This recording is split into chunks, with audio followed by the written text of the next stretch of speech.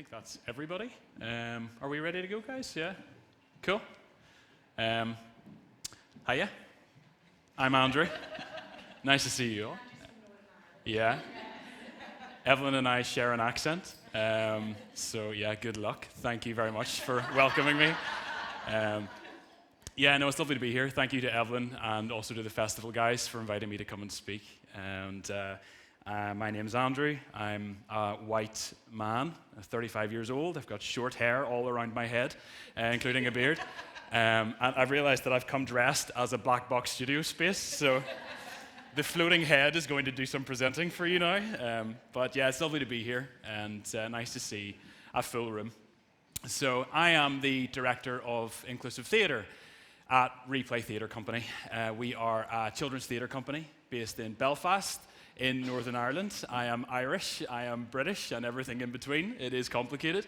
But we exist to enrich the lives of young audiences in Northern Ireland and beyond through valued world-class theatre. So we serve everybody between the ages of 0 to 19. So we specialize in theatre for early years audiences. We specialize in theatre adventures for primary age, so that first stage school age, and then also into secondary or post-primary age. But we also have a dedicated inclusion program that I manage, I create the shows for, which serves that whole age range. But they are shows specifically designed for disabled and neurodivergent children and young people. So, a little bit about me. Here I am not dressed as a studio space. I am dressed as many different things. I started as an actor, trained as an actor, working in Belfast, and in 2011, I had my first experience of working with Replay as an inclusive performer in one of their sensory productions. Over the next 5 or 6 years, I worked across theatre in lots of different art forms and film and TV in Northern Ireland, but performed in every single one of the company's inclusive shows. So here is me dressed as the King of Mars, no less. This is Marty Greenman in our show Closer, which was a outer space adventure designed for children who have complex needs and profound and multiple learning disabilities. This picture in the bottom right is me a long time ago in a show called Snoozle and the Lullybugs, which was an entirely sung, small-scale performance, and it was a crossover between our inclusion work and early years audiences. So it was for nursery, preschool age children and young people. And then in the top right, here I am in a huge body of water, which, as we know from Claire's speech, is not a good thing to mix with theatre. That was a show called Into the Blue, which was contained entirely within hydrotherapy pools in school settings. So slightly warm swimming pools that are designed to enable work on young people's mobility and also as a therapeutic tool. So we created a show that was performed entirely within the water, which is a weird experience as an actor. I've never needed to pee so much in my life as spending 3 hours a day in warm, slightly warm water. So I'm going to do a little bit of a chat, and then we'll go through some pictures, and then I'll show you a short video about one of our shows. So hopefully I don't drag on too much. You will hear a lot of echoed statements from me. That was in Claire's presentation and also the rest of the day.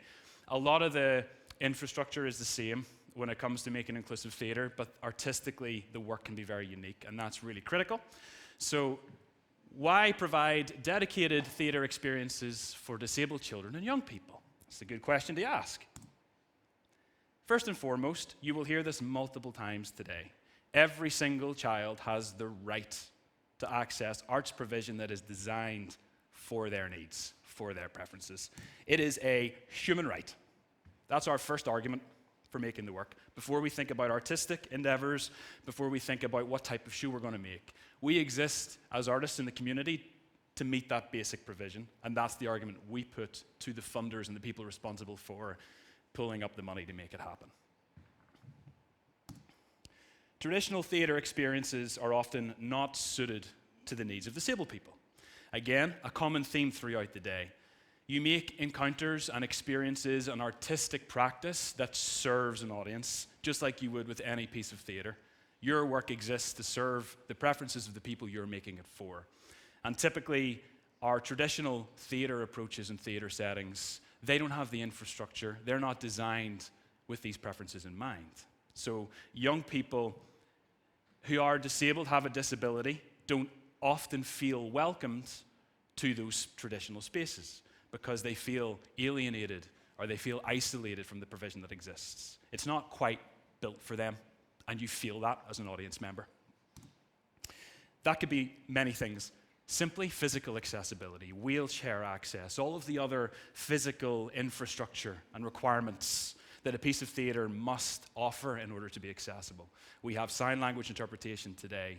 We have audio description, I think. We've got all of this strategy that exists in order to make people feel more comfortable, and that the place is designed in a way that respects their individualism and their needs. Sensory capacity. If you were doing a workshop with me as a director, and you're an artist in my room, it's a big part of our rehearsal process. It's the foundation of the practice. You're exploring sensory interaction, how you communicate, how you talk to each other through ways beyond just the use of your voice, how you build relationships, how you build interaction, how you connect. Sensory capacity is something that we explore in terms of somebody's, and this is unique to every single person, every single one of us in the room. It's not disability dependent. Every single one of us has a capacity on all the sensory inputs that we can receive. So that's what we explore. It's why I'm an immersive theatre maker. I make spaces that have controlled environments. And when you make strong artistic decisions in terms of the sensory space that you make, it opens the potential for really deep engagement in terms of sensory engagement. So you can be really brave with your decisions. You'll see in some of the photos and videos later on just how brave, bold, big, imaginative, inclusive experiences can be. It's not limiting. If anything, it opens the door to real, intense, intimate possibilities. Social etiquette and social expectation. So we have a traditional experience of attending the theatre. One of the things that always struck out to me is we have a theatre in Belfast, a venue, that when you attend the show, there's just this pre-existing understanding that you know what you're meant to be doing as an audience member. What are the expectations on me as an audience member? So I was standing in a venue in Belfast, and I was in the cafe bar about 20 minutes before the performance was about to begin. Then suddenly this bell rang from nowhere. Just the sound of this bell booms through the space. And like sheep, everybody there just went and started walking towards the theatre as if they knew, what does that bell mean? So obviously if you attend the theatre, darling, and you go and see a show, and the bell rings, you go, oh, the house is open, I can go and take my seat. It's understood. Not everybody within our communities has an understanding of that etiquette. And so the anxiety and fear that is attached to the expectations on me when I go to this new space. What if I get it wrong? What if I wear the wrong clothes? What if I make a sound at the wrong time? What if I laugh when no one else laughs? What if I clap when no one else is clapping? How will I embarrass myself in this situation? So we work to try to break those barriers down. We tell our audience what is expected from them. Social stories, those explainers, this is what you're coming to do, and don't worry, whatever you do will be fine. So it's about how you make your audience feel comfortable. Financial barriers, we could talk for days on the cost and the implications and the pricing of theatre. It's prevalent in the discourse when we talk about subsidized theatre, funded theatre. How much do we charge for tickets? So the young people that we work with are often part of a family that have maybe multiple children, and they've got one disabled child within 2 or 3 other non-disabled children in the family. And there are implications that come along with that extra pressure on a family. Sometimes if you've got a traditional 2-parent family, one of the parents has often had to give up a career in order to meet the needs of the child because the infrastructure doesn't exist. The system's not in place to help that young person in their daily life. So someone makes a sacrifice. Now, as a parent or as a family member, it never feels like a sacrifice. But the reality is you're sacrificing a lot of your ability to attend basic provision within your community. So our offerings, our shows are often provided free of charge, because what's the point in charging £5 or £10 or £35 to come and see a show whenever it barely scratches the surface on the cost of making the show, but it might be the absolute deal breaker for a family in attending. in Northern Ireland, 22% of the school population are reported as having special educational needs. 22% of our total school population. Northern Ireland is a small country, and that's still a lot of children. We did a project this summer that served special schools over their summer schemes. And we learned through evaluation of that project that over 35% of the young people, and this is young people aged 5, but also young people aged 16 or 17, over 35% had never attended a piece of theatre before. They had never experienced theatre. So that's a lot of young people that are falling through the cracks when it comes to cultural service. And you remember about that basic human right. In Poland, in 22-23, there were 265,232 children learners with an official decision of SEN in the typical age ranges across your school system in Poland. What I would say is take that number with caution, because as we learn more about disability, we understand it more, we discover more. So the odds are that that number is a lot higher than what's represented there. But as it stands, how are those young people being served? So should you provide dedicated theatre experiences for disabled children and young people? No, don't bother. No, I'm joking. You got to ask the questions. As artists, when we work in this business, we have to find money, we have to find resource, we have to find support, yeah? It's very rare for us to be able to make a project from scratch with no external help. We're the ones with the passion, we're the ones with the commitment, but we need people on board. We need support, yeah? You're not going to get rich making inclusive theatre, but you will make lives richer, yeah? So, what commitment to arts accessibility has your government, institution, or arts council made? Whoever are the people with the cash in Poland, what did they say they achieve? Because if they talk about accessibility in any way, that's what you pick at. And you go, there's 230-something thousand kids. How are you achieving your objectives as a funding body, as a government, to those young people? And conveniently, I have an idea that'll allow you to do that. Yeah?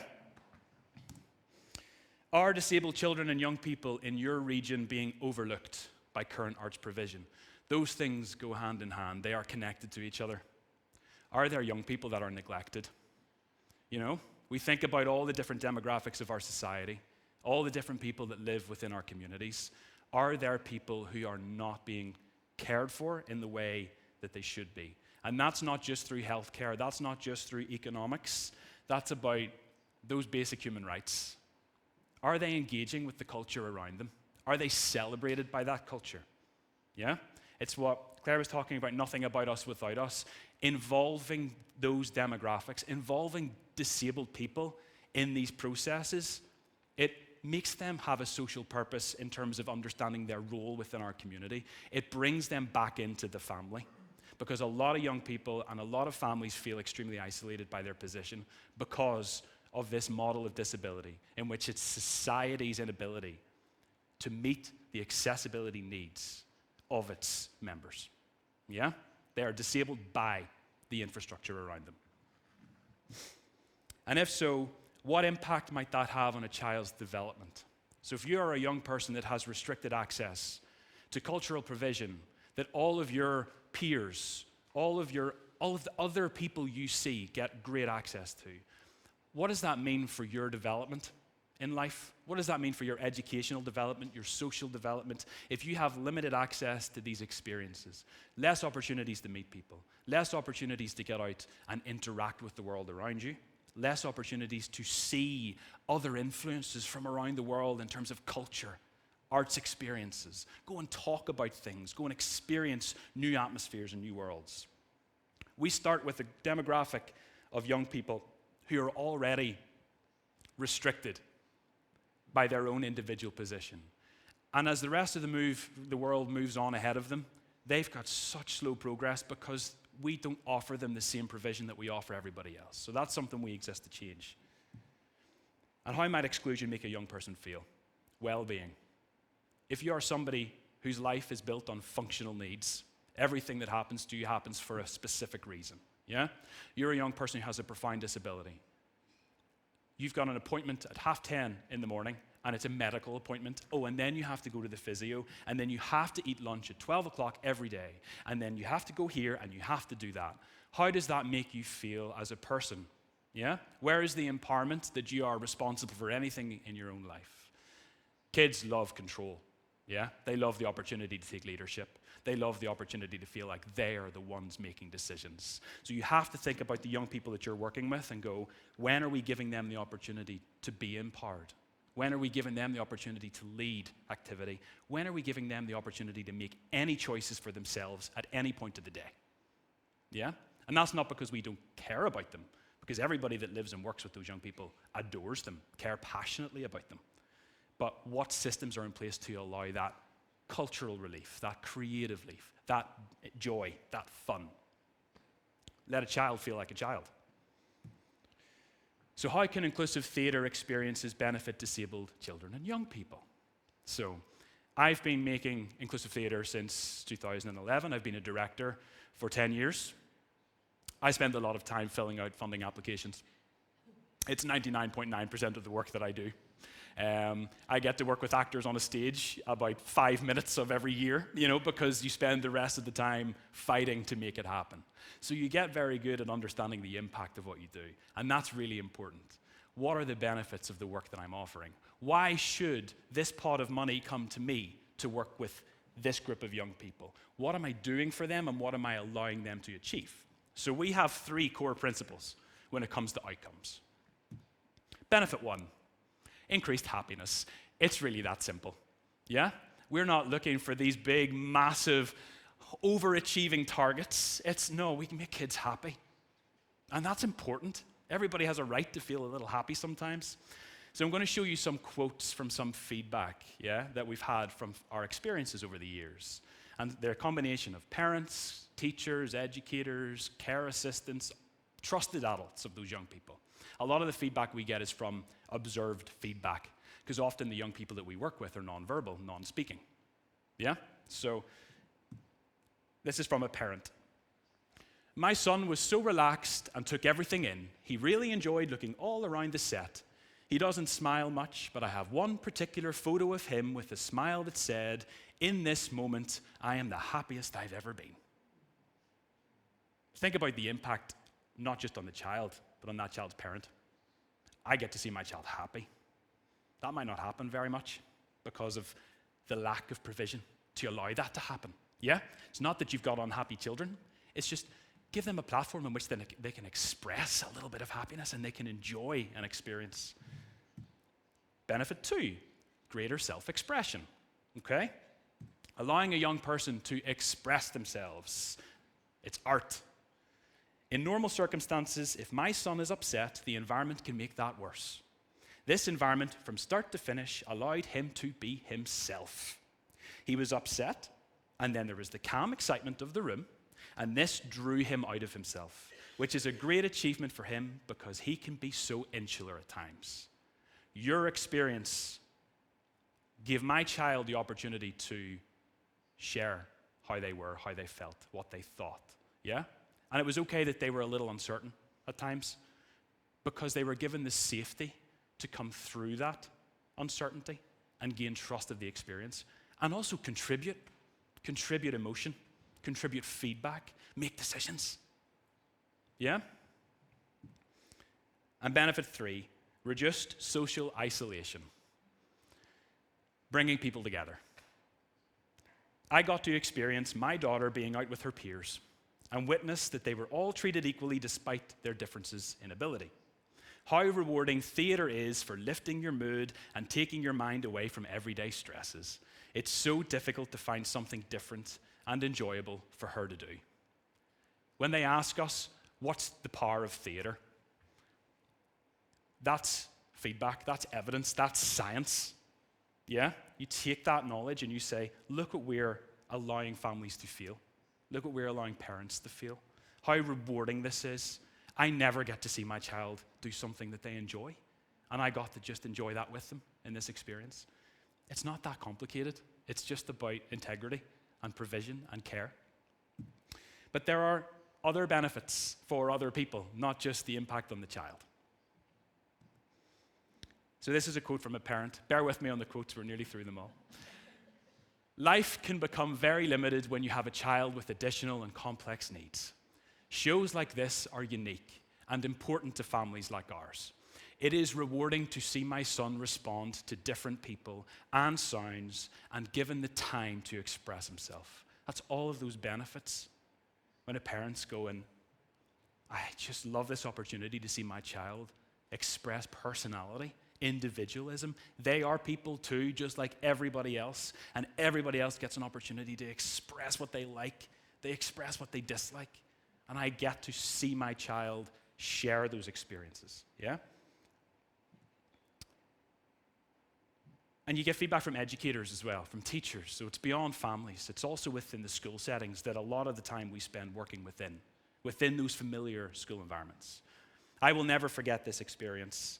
This is a memory I will cherish forever. Seeing the happiness, engagement, and wonderment on my pupils' faces was just priceless. I don't know how it works in Poland, but at home in Northern Ireland, teachers are under tremendous pressure. It's hard. It's hard being a teacher. There is no money.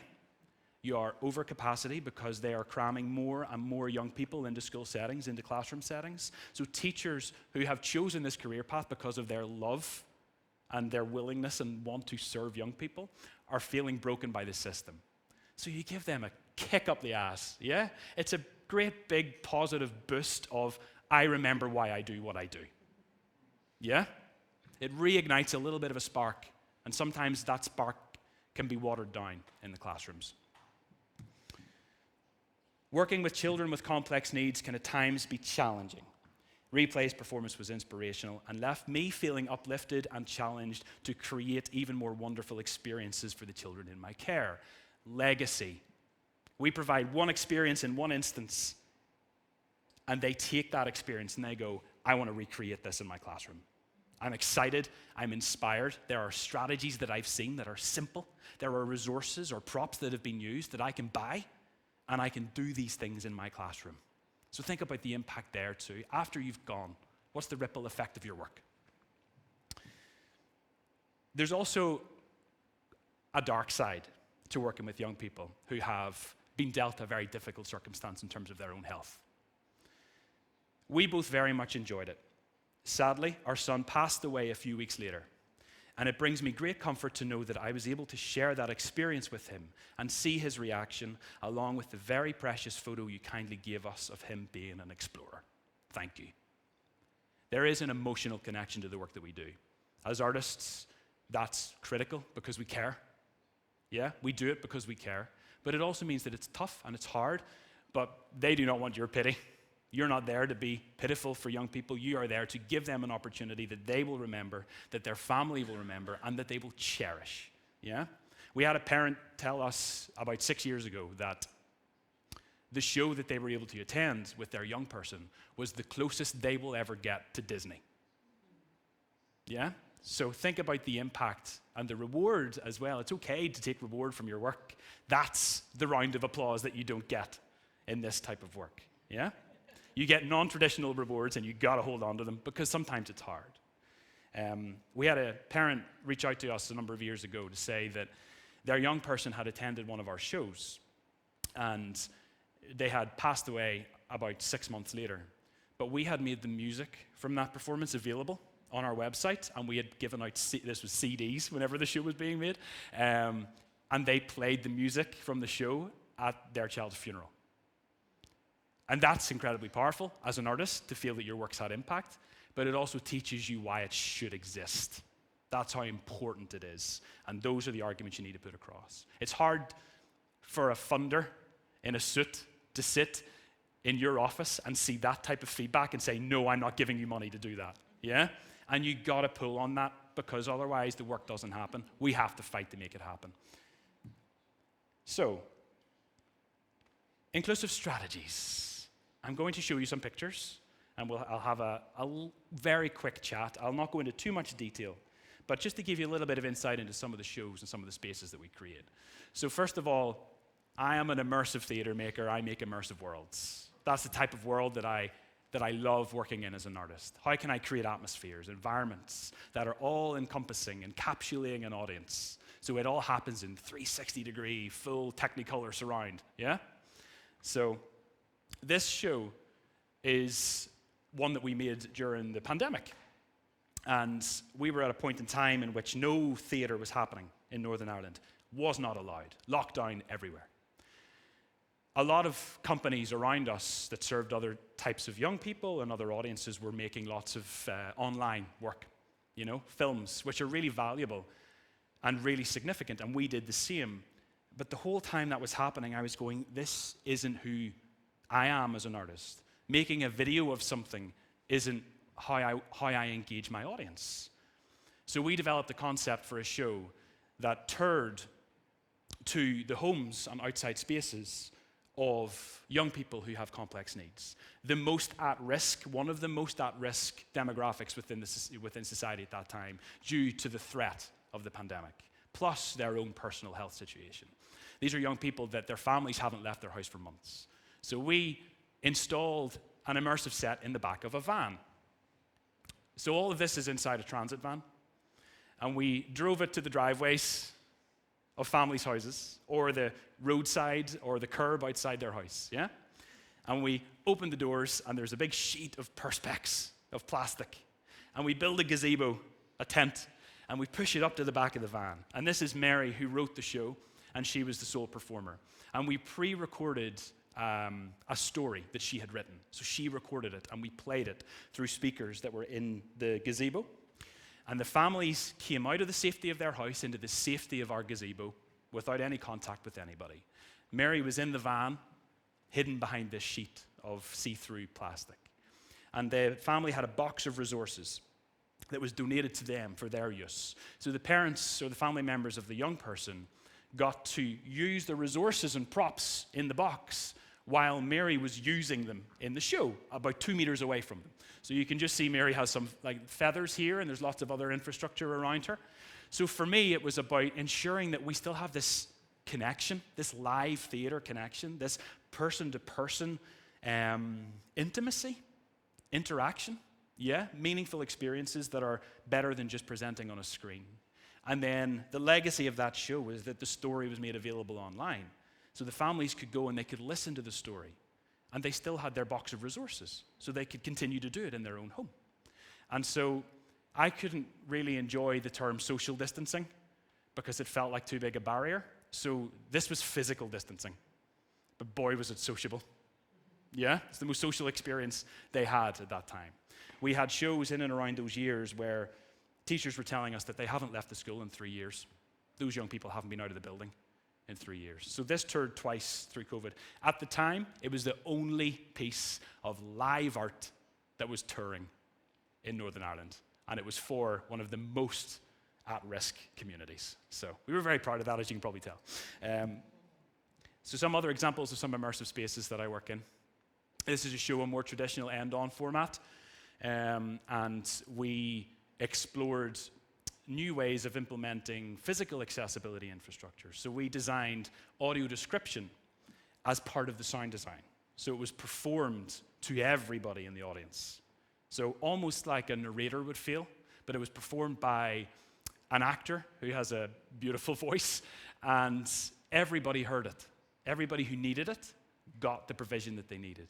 And it didn't lay over the top of the experience, it was embedded within it. It normalizes accessibility. I always talk about sign language. If you go to the cinema and 9 times out of 10 there's a sign language interpreter, the one time they aren't there is the one time you pay attention to the fact that it's not there.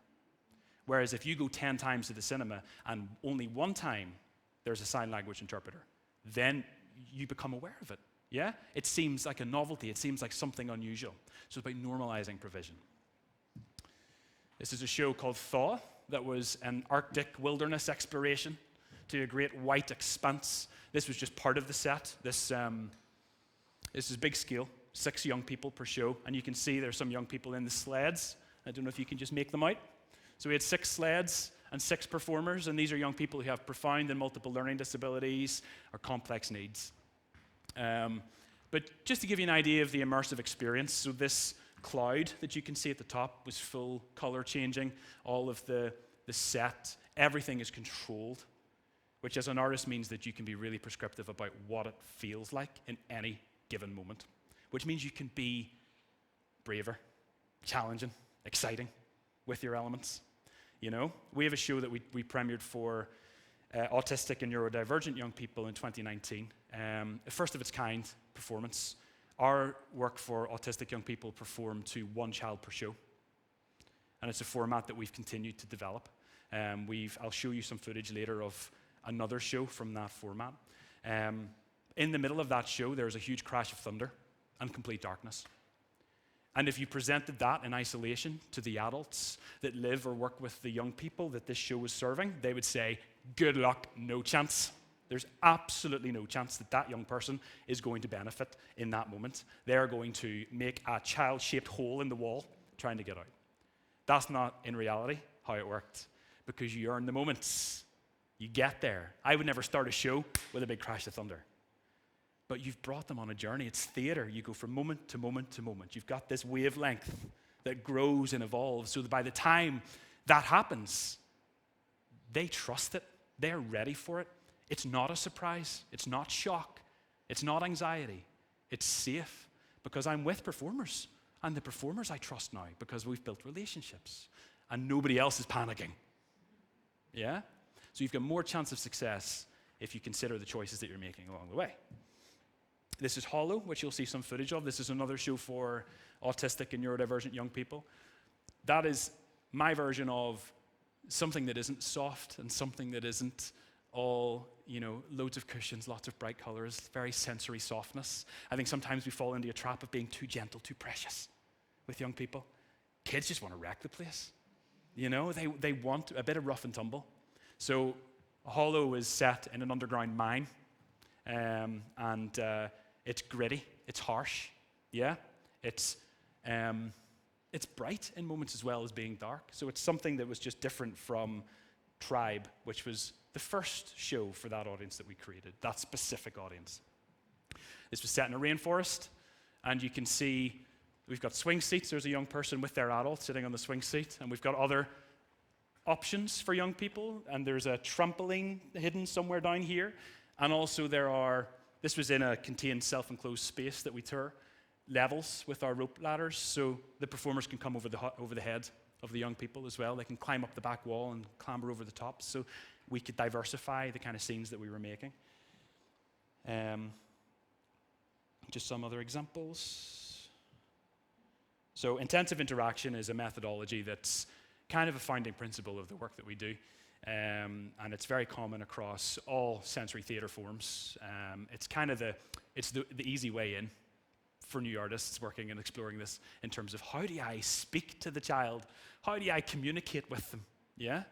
And it's just all about building a foundation of mutual partnership with somebody, meeting them at a point in which they want to meet you. It's not about reducing your level to the child. Yeah? It's not about patronizing them, saying, you can't do those things, so therefore I need to be what you want. When two people meet for the first time, they conduct intensive interaction to figure out how to communicate with each other. You have a very unique relationship with every person in the world that you meet, and it is specific to that relationship. This is no different. It's about exploiting that, finding new mechanisms other than just saying, hello, I'm Andrew. Yeah? So some examples of just the various different types of interaction that happen. And they're all photos, and you can see in those moments the partnerships that are being built, the relationships that are being developed. Also having the trust and safety of someone that they know already. And often in our shows, you find that they come in with their adult, and by the end of the show, their adult is just, they could be anywhere. Because the child's like, okay, I need this safety net until I don't need it. But it's nice to know that it's there. See, the space in the back, so it's allowing young people freedom. So this young person's family are way at the door. I think that's that child's mother. And then I think the dad is somewhere back here. So you go on a journey with a young person, you build a rapport with them, you build a little bit of a connection that allows you to exploit that relationship and have interactions that are meaningful and exciting and beneficial.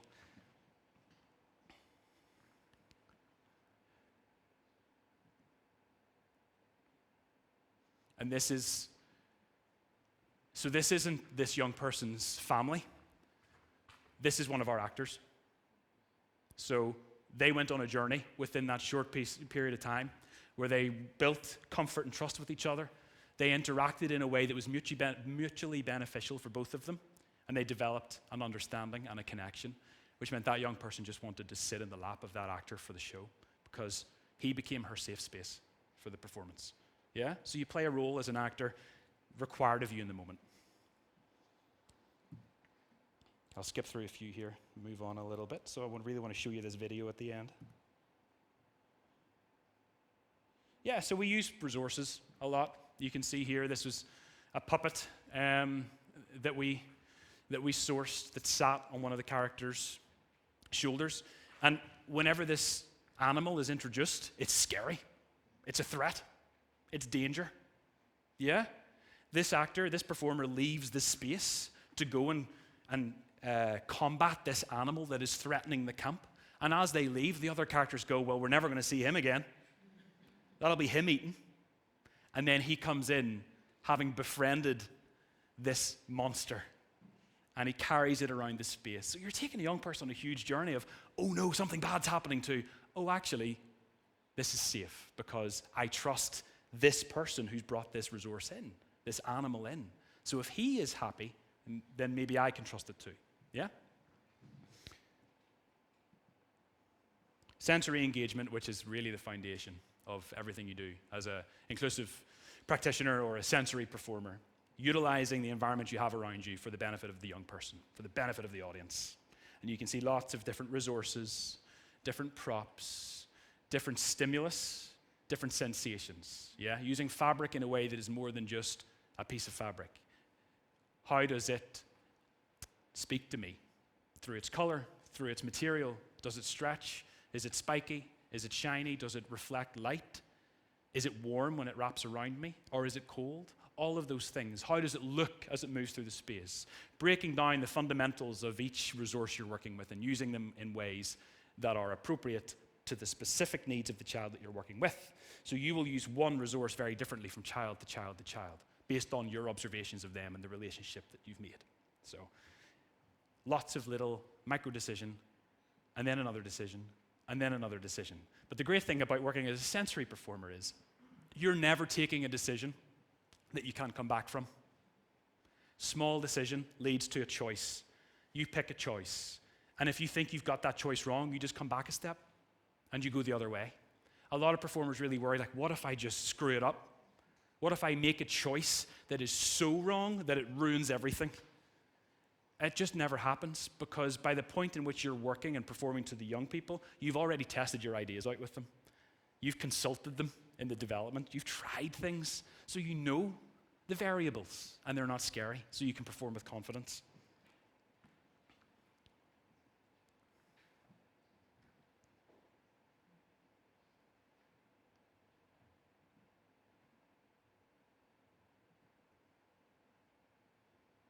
It also allows a young person to express preference. And by offering preferences, you're subtly learning about them. So the next time you introduce something, so if I had a red or a green and a blue resource, as is here, this young person has reached out for the blue one. So the next time I have a choice as a performer between something green and something blue, I'll start with the blue thing. Now, you might be way off the mark. You might be wrong. It might just be the feel. But you're taking information from your audience member at all times, and you're making subconscious decisions based on that learning. I think you might like this because I've seen you like this. And then you go, oh, actually, I was completely different, so try this instead. Yeah? You're constantly learning, constantly learning, constantly learning. It's not often as a theater maker that it's a celebration when your audience falls asleep. It's a bit weird as a performer, that first time that happens. This young person hadn't slept for 3 days. So this specific young person fell asleep in the middle of the show, and the companion, the staff member from the school that was with that young person went, oh God, they fell asleep. And then she started hushing everybody around her because, and the performers were there working around that area, and there's a whole show going on around them. And she leant over to the actor, and she just whispered to the actor, this child hasn't slept in 3 days. We've been trying everything to get this child to sleep. So luckily, we provided an experience boring enough for the young person to fall asleep. But it completely changes the atmosphere, yeah? And that's the challenge as an artist. How do you deliver the piece of theatre as intended whenever someone's fallen asleep? So suddenly you're like, okay, approach it differently, yeah? So your actors, they really have to be multi-skilled at still being able to deliver the moments and the theatre journey, the narrative. We are delivering theatre. This is not therapy, but also delivered in a way that is appropriate in that specific moment, yeah? So you've got space, you've got the way that you approach your communication with other performers as well. Sound and music. I love music. I have a background in music. I make music for my shows often. It's just like the universal language. It's great. It really is. Vibration, not just the sound. The way things look, the curiosities that music creates. You can play with percussion, you can play with guitars, you can play with any instrument, but it's always about evolving that instrument to become more than just what we think it to be. Yeah, so an acoustic guitar doesn't just make noise. It looks interesting. It feels interesting. It's got different textures because you've got smooth wood, you've got the metal of the strings, but also the vibrations that it creates and the way the sound changes depending on where you are with it, right? So you think about all the levels, all the sensory depth of everything that you use.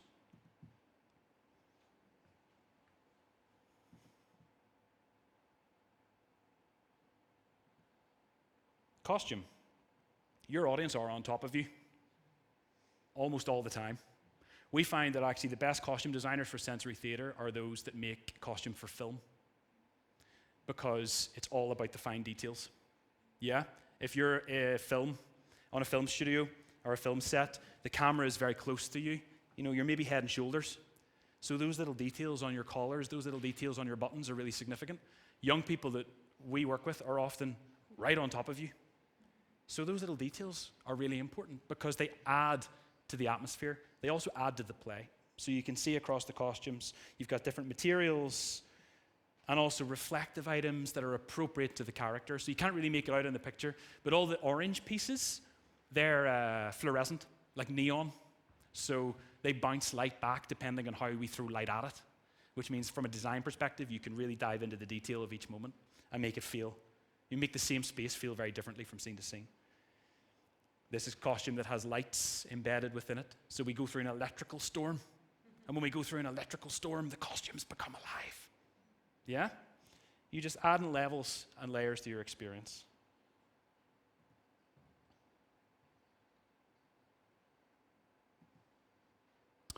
So, lastly, before I show you a video, before I get shouted at, accessibility provisions is something that I'm sure will be touched on, but we've already talked about this morning.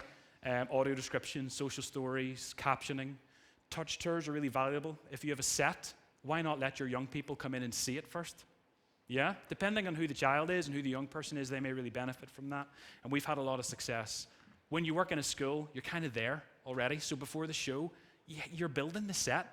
You're meeting the young people. So they get a bit of exposure to you, you know, on the set. So why not come and have a look around? And then whenever the show happens, you know what you're coming to.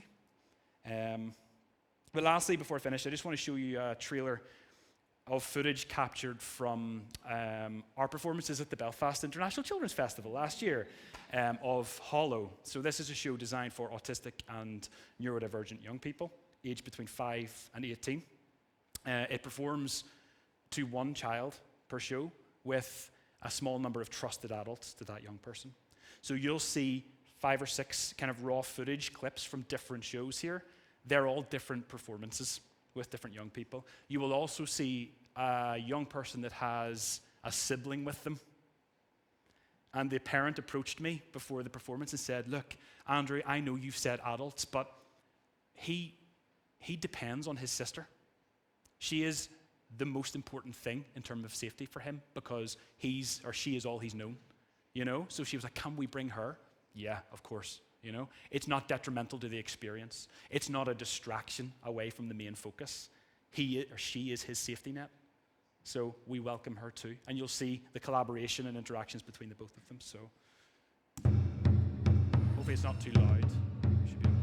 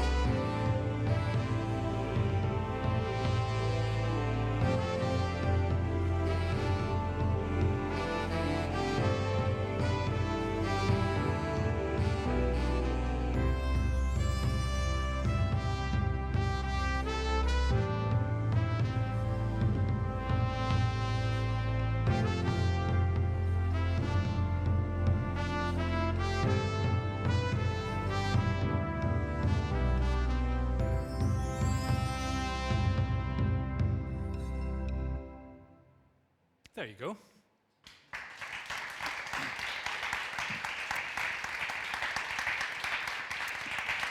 Cool, thank you. Just to say, I won't be here this afternoon because I have to go catch my flight back to Belfast. So if you have any questions for me, come find me before I go, because I won't unfortunately be able to be part of the panel conversation later. I've also left some cards over here with my email address just on the counter there, so feel free to use. Thank you. Thank you so much, Andrew. That was fantastic. So just from a programmer's perspective, as Andrew mentioned there, you're never going to make any box office on an inclusive show. You just forget that to start with. But what you do, what I always am very keen on is, look, I want as many children as possible to experience this. So, you know, you'll often get programmers like me will be pushing back against the work. So, you know, both Natasha and Claire can attest for that this year with me going, so what's the audience capacity? 8, great. Could you push to 10? No, that's okay, I'm just checking, God loves a trier.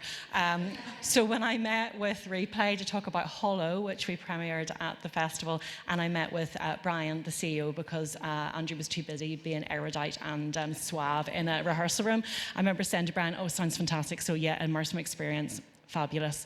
Set in mine sounds great. Yes, absolutely. All the technical things. And the capacity is, sorry, Brian, you're going to have to repeat that because I thought you said 1. I was just like, wowzers. It's quite, so it is a leap for programmers as well. But as you can see, the quality of that work attests for its own, and the feedback we had from it was absolutely phenomenal. And what you are reaching there is a child who literally will not be able to have a theatre experience otherwise, because going to another shared environment is just not for them. It can be for medical reasons. It can also be for well-being reasons. So it is just so yes, it's just feeling for the programmers in the room sometimes with this work. So we're going to break for a little early lunch now. Now, I have been gentle with you. I have eased you in gently to the morning, so you get your sustenance now, because when we come back, it's going to be full on. We've got back-to-back presentations. So everybody, can we reconvene at 1 o'clock, if that's okay? That would be fantastic. Thank you so much for your patience this morning.